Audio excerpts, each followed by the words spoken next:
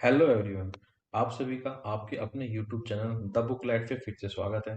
आशा करता हूँ आप सब सही होंगे और अपनी पढ़ाई मजे से कर रहे होंगे। तो फ्रेंड्स, आज मैं आपके लिए कुछ एडिशनल लेके आया हूँ जिसे बोलते हैं क्विक रिवीजन। जिससे कि आपकी पिछली जो मेहनत की है आपने आपने वीडियो देखी, नोट्स बनाए, उनको याद किया, यानी कि पिछली वीडियो के क्वेश्चन भी आपको याद रहे। और आप इससे अपनी मेमोरी भी चेक कर सकते हो कि आपके कितने क्वेश्चन याद रहे पिछली वीडियो से। तो आप पहले ऐसे कीजिए, वीडियो को पॉज कीजिए और जितने भी क्वेश्चन ये लिखे हुए हैं इनके आंसर खुद देने की कोशिश करें या फिर कमेंट में टाइप कर दीजिए। तो चलिए फ्रेंड्स, शुरू करते हैं। पहला जो क्वेश्चन है, लोथल में क्या मिला? तो लोथल में मिला बंदरगाह। ठीक है फ्रेंड्स। दूसरा क्वेश्चन देखते हैं। शिल्प उत्पादन के लिए कौन सा शहर प्रसिद्ध है? तो शिल्प उत्पादन के लिए है चूना धातु। अब देखते हैं तीसरा। हड़प्पा की खोज किसने की? तो हड़प्पा की खोज की थी दयाराम साहनी ने 1921 में। ठीक है फ्रेंड्स। तो देखते हैं नेक्स्ट क्वेश्चन। हड़प्पा सभ्यता के लोग किस धातु की मुद्राएं प्रयोग करते थे? तो वे करते थे टेराकोटा धातु की मुद्राएं। ठीक है फ्रेंड्स। देखिए नेक्स्ट क्वेश्चन देखते हैं। हड़प्पा सभ्यता के लोगों की ये गलत हुआ है, किस फसल में अग्रणीयता थी? तो उनकी थी कपास में। नेक्स्ट देखते हैं। मानव के कितने गुणसूत्रों की संख्या है? तो वो है 46। गुणसूत्रों की खोज सर्वप्रथम किसने की? उनका नाम था वॉल्ट फ्लेमिंग। आप इसको शॉर्ट ट्रिक से भी याद कर सकते हो। देखो, जिसके अंदर गुण होता है ना, वो क्या करता है? वो फ्लाई करता है। जिसके अंदर गुण हो गए वो क्या करेगा? फ्लाई करेगा। ठीक है। तो वॉल्ट फ्लेमिंग। ठीक है फ्रेंड्स। जासूसी प्रणाली को किस मुगल, ये मुगल नहीं है यहाँ पे, किस राजा ने मजबूत किया? तो उनका नाम था अलाउद्दीन खिलजी। ठीक है। एकता प्रणाली किसने शुरू की? इल्तुतमिश ने की। विजय स्तंभ किसने बनवाया? राजा कुंभ ने। अलाई दरवाजा किसने बनाया? अलाउद्दीन ने। नेक्स्ट देखते हैं। सिजदा और पागोस की परंपरा किसने चलवाई? ये चलवाई बलबन ने। जोना खां किसको कहा जाता था? किसका नाम था जोना खां? याद कीजिए, याद कीजिए। एमबीटी, मोहम्मद बिन तुगलक। और पागल बादशाह भी मोहम्मद बिन तुगलक को ही कहा जाता था।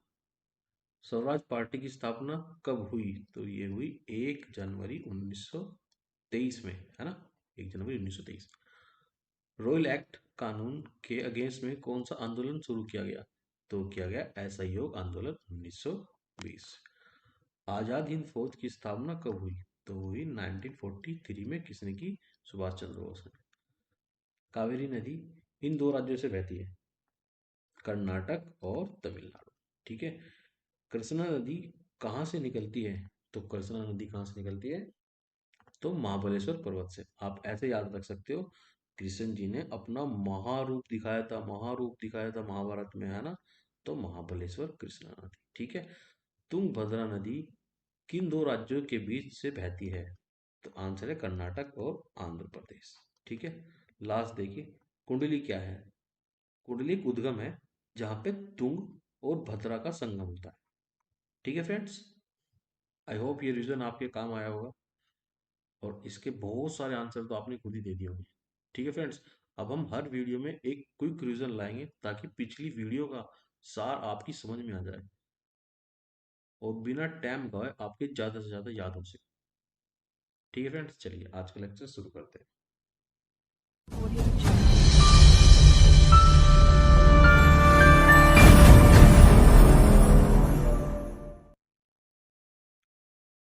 तुगलक राजवंश का अंत निम्नलिखित में से किस शासक द्वारा किया गया?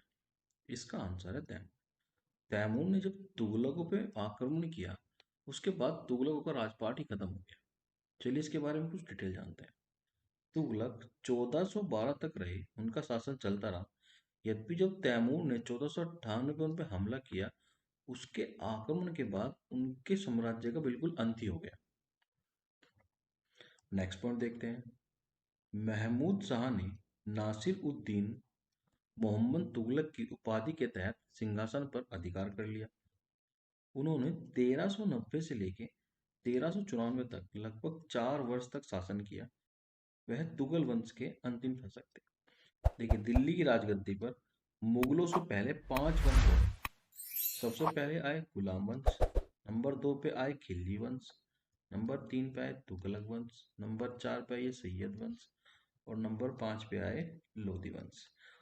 गुलाम वंश की स्थापना कुतुबुद्दीन ऐबक ने की थी 1206 में। उसके बाद आए खिलजी, खिलजी आए 1290 में।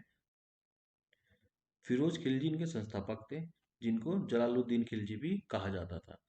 और खिलजी के बाद आए तुगलक 1320 में। इसके संस्थापक थे गयासुद्दीन तुगलक, जिनको हम गाजी मलिक के नाम से भी जानते हैं।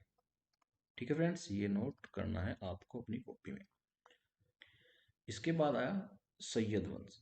सैयद वंश के संस्थापक का नाम था खिर्ज खां। और सैयद वंश के बाद आए लोधी वंश। लोधी वंश के संस्थापक थे बहलोल लोधी। लोधी। और इन्होंने अपना राज्य स्थापित किया 1451 में। ठीक है फ्रेंड्स। और उसके बाद 1526 में आए मुगल। अब आपको ये बताना है क्वेश्चन कि बताइए 1526 में कौन सा युद्ध लड़ा गया और किस किस के बीच लड़ा गया। सिंपल सा। चलिए बढ़ते हैं नेक्स्ट क्वेश्चन की तरफ। निम्नलिखित कथनों पर विचार कीजिए। इसका आंसर है केवल 2, 3 और 4। इसका मतलब हमें एक पढ़ने दी कोई लोड नहीं है, इसको काट देते हैं। देखते हैं ऑप्शन नंबर 2। जल जीवन मिशन 2024 तक निजी घरेलू जल कनेक्शन के माध्यम से सुरक्षित और पर्याप्त पेयजल उपलब्ध कराने का केंद्र है। बिल्कुल सही। ऑप्शन नंबर 3 देखते हैं। National electric mobility mission NEMMP, ये इसकी फुल फॉर्म है, ये आपको याद रखना है। का लक्ष्य हाइब्रिड और इलेक्ट्रॉन वाहनों को प्रोत्साहन देकर राष्ट्रीय ईंधन सुरक्षा पर्याप्त करना है। बिल्कुल सही। अब देखते हैं option number 4। FAME India scheme है fast entry option and manufacturing of electric vehicle. National electric mobility mission plan, यह है NEMMP की फुल फॉर्म का एक भाग है। इसके अंतर्गत इलेक्ट्रॉनिक वाहनों के लिए सब्सिडी प्रदान की जाएगी। तो ये आपको लगाना है सही। इस क्वेश्चन से आपको दो फुल फॉर्म नोट करनी है। नंबर 1 NEMMP और एक FAME। ठीक है फ्रेंड्स। चलिए पढ़ते हैं नेक्स्ट क्वेश्चन की तरफ। भारत की जनगणना 2011 के अनुसार राज्यों के किस समूह में ग्रामीण संख्या प्रतिशत बहुत अधिक है। इसका आंसर है बिहार और सिक्किम। ये आपको याद रखना है, ये बस ये डायरेक्ट क्वेश्चन आते हैं। ठीक है फ्रेंड्स। चलिए पढ़ते हैं नेक्स्ट क्वेश्चन की तरफ। बौद्ध वास्तुकला की निम्नलिखित में से किस संरचना का उपयोग भिक्षुकों के रहने के निवास के रूप में किया जाता था। यानी कि बौद्ध भिक्षु कहाँ रहते थे, वो रहते थे बिहार में। देखिए आप देख सकते हैं इस फोटो में, इस तरह से होते थे बिहार। ठीक है, जहाँ पे बौद्ध भिक्षु रहते थे। अब देखते हैं ऑप्शन नंबर 2 स्तूप। स्तूप जिसका शाब्दिक अर्थ ढेर होता है, ये एक गोल टीले के आकार की संरचना है जिसका आकार पवित्र बौद्ध अवशेषों को रखने के लिए किया जाता है। माना जाता है कि कभी यह बौद्ध प्रार्थना स्थल होते थे। महापरिनिर्वाण सूत्र में महात्मा बुद्ध ने अपने शिष्य आनंद से कहा, मेरी मृत्यु के अनंत मेरे अवशेषों पर उसी प्रकार का स्तूप बनवाया जाए जिस प्रकार चक्रवर्ती राजाओं के अवशेषों पर बनते हैं। स्तूप एक समाधि है, अवशेषों अथवा चिता पर स्मृति स्वरूप निर्मित किए गए हैं। अर्धकार टीला होता है। इसी स्तूप को चैत्य भी कहा जाता है। मौर्य शासक अशोक के शासनकाल में लगभग 84,000 स्तूपों का निर्माण कराया गया। देखिए इस प्रकार के होते थे स्तूप। यहाँ पे पवित्र सामग्री रखी जाती थी। इस तरह से इसका आकार बनाया जाता था, इस तरह गोल, और उसके आसपास ऐसे बनाया जाता था। और ये दरवाजे हैं, देखो, ये इसका पूरा का पूरा आकार है। अब देखते हैं नेक्स्ट ऑप्शन, चैत्य। एक बौद्ध या जैन मंदिर होता है, ठीक है, जिसमें स्तूप समाहित होते हैं। भारतीय वास्तुकला से संबंधित आधुनिक ग्रंथों में शब्द चैत्यगृह उन पूजा या प्रार्थना स्थलों के लिए प्रयुक्त किए जाते थे जहां एक स्तूप उपस्थित होता था। चैत्य की वास्तुकला और स्तंभ और मेहराब वाली रोमन डिजाइन अवधारणा में समानताएं दिखती हैं। देखिए, ये है एग्जैक्टली में चैत्य। इसके चारों तरफ इस तरह बना रहता था, गोल गोल, और भगवान जी की मूर्त होती थी सामने। यहाँ पे बैठ के लोग आराधना करते थे, तपस्या करते थे, या फिर ध्यान लगाते थे, आप ये कह सकते हैं। ठीक है फ्रेंड्स, चलिए पढ़ते हैं नेक्स्ट क्वेश्चन की तरफ।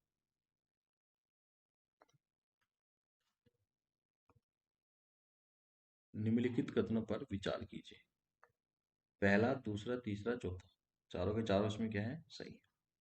देखते हैं ऑप्शन नंबर एक।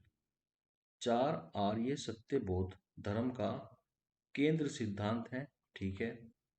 बौद्ध धर्म में अंततः की अवधारणा स्थायी आत्मा के अस्तित्व को नकारती है, बिल्कुल सही।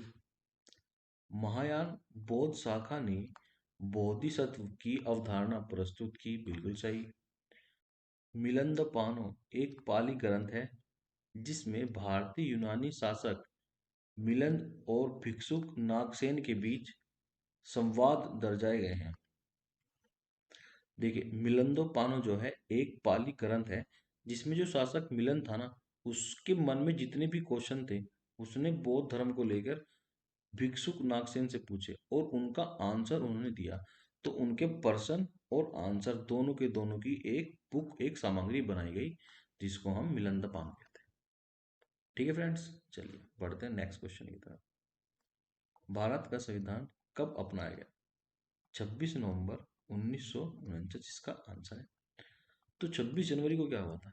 26 जनवरी को हमारा संविधान पूर्ण तरीके से लागू हुआ था, जबकि 26 नवंबर को उसका आधा भाग हमने इम्प्लीमेंट किया था। देखिए, भारत का संविधान 26 नवंबर 1949 को अपनाया गया। नागरिकता, निर्वाचन, प्रांतीय संसद, अस्थायी और संक्रमणकालीन प्रावधान और लघु शीर्षक जैसे प्रावधान 26 नवंबर 1949 को ही लागू कर दिए थे। इसका मतलब है कुछ आर्टिकल हमने 26 नवंबर 1949 को लागू कर दिए थे, उसके जो बचे हुए थे वो पूर्ण तरीके से हमने 26 जनवरी 1950 में पूर्ण तरीके से लागू कर दिए थे। अब देखो, ये आर्टिकल से क्वेश्चन आते हैं। बताइए 26 नवंबर को कौन कौन से आर्टिकल, या इनमें से कौन सा आर्टिकल है जो 26 नवंबर 1949 में लागू हुआ? दोनों तरीके से क्वेश्चन आ सकता है। तो 5, 6, 7, 8, 9, 60, 324, ये जितने भी आर्टिकल मैंने लिखे हुए हैं यहाँ पे, ये सब के सब 26 नवंबर 1949 को लागू हुए। ठीक है फ्रेंड्स, ये आपको नोट करके लिख लेना है अपनी कॉपी में। ठीक है, चलिए नेक्स्ट क्वेश्चन की तरफ बढ़ते हैं। भारत के संविधान के अनुच्छेद 3 के संबंध में निम्नलिखित कथनों पर विचार कीजिए। ठीक है, अब देखो, 1, 2, 3, चारों के चारों सही है, बिल्कुल।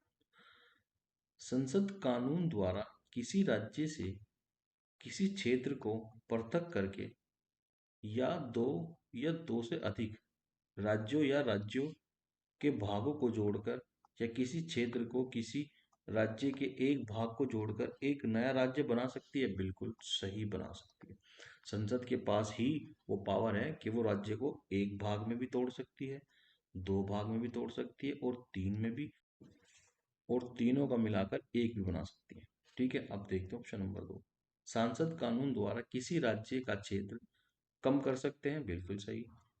संसद कानून द्वारा किसी राज्य की सीमाओं में परिवर्तन कर सकते हैं, बिल्कुल कर सकते हैं। नाम भी चेंज कर सकते हैं, परिवर्तन भी कर सकते हैं, फिजिकल भी चेंज कर सकते हैं, कुछ भी चेंज कर सकते हैं। संसद के पास सारी शक्तियां हैं। नंबर 4 में देखते हैं, संसद कानून द्वारा किसी राज्य का नाम बदल सकती है, बिल्कुल बदल सकती है। ये तो आपका जैकपॉट लग गया, चारों चारों सही है। ये आप नोट करके लिख सकते हो अपनी कॉपी में। या आप इसका स्क्रीनशॉट ले सकते हो ताकि आपके चारों के चारों पॉइंट ये याद रहे। इसको 2-3 बार पढ़ोगे तो आपको याद रहेंगे। ठीक है फ्रेंड्स, चलिए बढ़ते हैं नेक्स्ट क्वेश्चन। देखिए फ्रेंड्स, इस क्वेश्चन में दिया है त्रिपिटक। इसमें ये पूछा है कि त्रिपिटक कौन से धर्म का ग्रंथ है? तो इसका आंसर है बौद्ध धर्म। इस ग्रंथ के अंदर गौतम बुद्ध के उपदेशों के बारे में लिखा है। आइए इसके बारे में कुछ और डिटेल जानते हैं कि बौद्ध धर्म का ये प्रमुख ग्रंथ है और यही इनका प्राचीनतम ग्रंथ है। इस ग्रंथ के अंदर भगवान बुद्ध के उपदेशों को संग्रहित किया गया है, यानी कि उनको इकट्ठा करके इस बुक में, और यह है पाली भाषा में है। देखो यहाँ से आपके दो क्वेश्चन बन गए। एक तो आपसे ये पूछ लेगा बताइए त्रिपिटक में क्या है, तो उसमें गौतम बुद्ध जी के उपदेश है। क्वेश्चन नंबर एक तो ये हो गया। क्वेश्चन नंबर दो ये पूछेगा बताइए त्रिपिटक कौन सी भाषा में लिखा गया है, तो वो लिखा गया है पाली भाषा।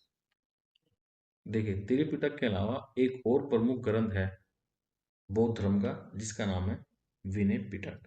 चलिए इसके बारे में कुछ डिटेल जानते हैं।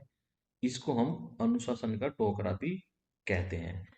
देखिए इस धार्मिक ग्रंथ में लिखा है गौतम बुद्ध के जितने भी अनुयायी है ना, चाहे वो मेल हो चाहे फीमेल हो, उनके रहने सहने के नियमों के बारे में लिखा है। किस तरह का उनका शेड्यूल होगा, वो किस तरह से पूजा पाठ करेंगे, किस तरह से पूजा पाठ करेंगे, किस तरह से साधना करेंगे, उन सब के बारे में लिखा हुआ है विनय पिटक में। ये उनके अनुयायियों के अनुशासन के बारे में, उनके नियमों के बारे में बताती है। अगर आपसे ये क्वेश्चन आ गया बताइए विनय पिटक में क्या है, तो क्या है अनुशासन नियम बौद्ध धर्म के। ठीक है, ये क्वेश्चन आपको नोट करके लिख लेना है। अब देखते हैं ऑप्शन नंबर दो, जैन। जैन धर्म का प्रमुख ग्रंथ कौन सा है बताइए? हाँ बिल्कुल सही, समय सार। और ये लिखा था कुंद कुंद देव जी ने। ये नाम आपको नोट करके लिख लेना है। समय सार इनका प्रमुख ग्रंथ है और ये लिखा था कुंद कुंद देव जी ने। अब देखते हैं ऑप्शन नंबर तीन, हिंदू। देखो हिंदू के जो प्रमुख ग्रंथ है वो चार हैं, जिनको हम वेद के नाम से जानते हैं। अब उन वेदों का क्या नाम है आपको कमेंट बॉक्स में लिखना है, क्योंकि मैंने अपनी पिछली वीडियो में बहुत बार डिस्क्राइब किया उनके बारे में।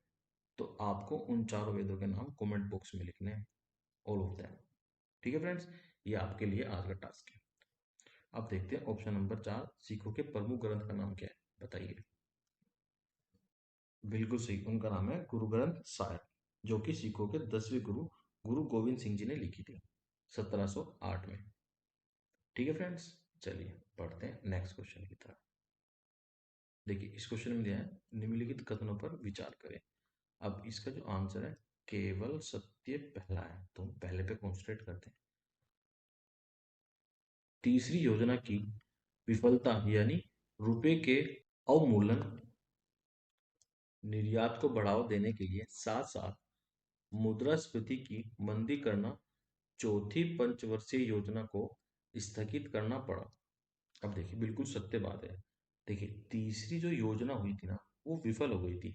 इस वजह से हमको अवमूल्यन करना पड़ा अपनी मुद्रा में, यानी कि अपनी मुद्रा के रेट घटाने पड़े।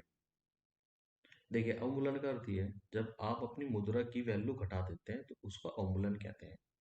तीसरी जो पंचवर्षीय योजना थी वो 1966 में आई थी, तीसरी पंचवर्षीय योजना। ठीक है, और ये विफल हो गई।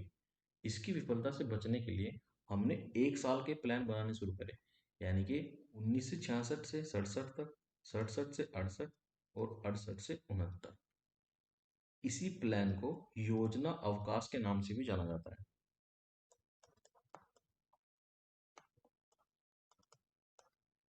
जिससे कि हमारा निर्यात बढ़ सके। निर्यात का मतलब है एक्सपोर्ट, यानी कि हम सामान को अपने देश से दूसरे देश में भेज सके, इसको बोलते हैं निर्यात। अब देखिए चौथी पंचवर्षीय योजना, ये आई 1969 में और ये रही 1974 तक। देखिए इससे बहुत सारे क्वेश्चन आते हैं। सबसे पहले ये आता है बताइए कि चौथी पंचवर्षीय योजना कौन से स्ट्रक्चर में बनी थी? गॉड गे। ठीक है फ्रेंड्स, ये बहुत ज़्यादा इंपॉर्टेंट है। और इसी के दौरान इंदिरा गांधी जी ने 14 बैंक को केंद्रीकृत किया था, यानी कि सेंट्रलाइज किया था। और इसी पंचवर्षीय योजना के दौरान 1971 में भारत और पाकिस्तान का युद्ध भी हुआ था, जिससे बांग्लादेश बना था। ठीक है फ्रेंड्स, तो ये कुछ डेटा है जो आपको याद रखना है चौथी पंचवर्षीय योजना से। ये बहुत ज़्यादा इंपॉर्टेंट है, बहुत बार क्वेश्चन आता है इससे। ठीक है, अब देखते हैं पंचवर्षीय योजना। पंचवर्षीय योजना से जो सबसे महत्वपूर्ण क्वेश्चन होता है ना, वो ये आता है कि बताइए इसका उद्देश्य क्या था। तो इसका उद्देश्य था गरीबी हटाओ। ठीक है फ्रेंड्स, ये आपको नोट करके लिखना है। चलिए पढ़ते हैं नेक्स्ट क्वेश्चन की तरफ। अर्थशास्त्र द्वारा लिखी गई, तो इसका आंसर है कौटिल्य द्वारा, यानी कि चाणक्य द्वारा लिखी गई थी अर्थशास्त्र। अब देखते हैं ऑप्शन नंबर 2, मेगास्थनीज। मेगास्थनीज कौन था? तो 304 ईसा पूर्व से 299 ईसा पूर्व तक यूनानियों का एक राजदूत था, जो चंद्रगुप्त मौर्य के समय पे आया था उनके दरबार में। यूनानी सामंत सिल्यूकस भारत में फिर राज्य विस्तार की इच्छा से 1905 ईस्वी में भारत पर आक्रमण किया, किंतु उसे संधि करनी पड़ी चंद्रगुप्त मौर्य के साथ। चंद्रगुप्त मौर्य ने उसको हरा दिया था। तो उस संधि के दौरान सेल्यूकस ने चंद्रगुप्त मौर्य को बहुत सारे हाथी और बहुत सारे पैसे दिए थे। और उसके बाद मेगास्थनीज नाम राजदूत था, जो चंद्रगुप्त मौर्य के दरबार में आया था, जिसने बुक लिखी थी इंडिका। ये निकला आपका मोस्ट मोस्ट इंपोर्टेंट क्वेश्चन, जो कि पेपर में पता नहीं कितनी बार आया। क्वेश्चन इस तरह से भी पूछ सकते हैं कि बताइए मेगास्थनीज किसके शासन काल में आया था या किसके दरबार में आया था। तो वो आया था चंद्रगुप्त मौर्य के। ऐसे भी आप याद रख सकते हो। ठीक है, अब देखते हैं ऑप्शन नंबर 3, विशाख दत्त। देखिए, विशाख दत्त जो थे, वो संस्कृत भाषा के प्रसिद्ध नाटककार थे, और ये गुप्त काल के समकालीन थे। और इनकी दो रचनाएं बहुत ज्यादा फेमस है, देवी चंद्रगुप्तम और राघव नंदन नाटकम। और सबसे ज्यादा इंपॉर्टेंट आता है ये मुद्रा रक्षक। बताइए मुद्रा रक्षक की रचना किसने की थी? वो की थी विशाख दत्त ने। ये आपको लिखना है स्टार मार के, जितने भी स्टार लगाए उस पे कम है, ये बहुत ज्यादा बार आया है क्वेश्चन। देखो, आप इसको ट्रिक से भी याद रख सकते हो। ये जो राक्षस होता है ना, राक्षस वर्ड, इसके दांत जो होते हैं बहुत बड़े बड़े होते हैं, या फिर जो राक्षस होता है वो बहुत ही बड़ा होता है। तो ऐसे याद रख सकते हो कि विशाल क्या है? राक्षस। अब देखते हैं लास्ट ऑप्शन, बाणभट्ट। बाणभट्ट जी संस्कृत के एक महान कवि थे, जो कि राजा हर्षवर्धन के दरबारी थे या उनके समकालीन थे। उनकी जो दो फेमस बुक हैं, हर्षचरित्रम, दूसरी है कादम्बरी। हर्षचरित्रम में राजा हर्षवर्धन जी के जीवन चरित्र के बारे में बताया गया है, और जो कादम्बरी है वो विश्व का पहला उपन्यास है। अब देखिए ये कितना ज्यादा इंपॉर्टेंट हो गया। ठीक है ना फ्रेंड्स, ये सब आपको डिटेल याद रखनी है। It's more important than anything. तो चलिए फ्रेंड्स, इस वीडियो को यहीं तक रखते हैं। मिलते हैं अपनी नेक्स्ट वीडियो में। तब तक के लिए आप अपना ध्यान रखिए, अपनी पढ़ाई करते रहें, और रिविजन जरूर करते रहें। जितना भी आप पढ़ रहे हो उसके क्यूज लगाते रहें। ठीक है friends, okay bye, thank you for watching.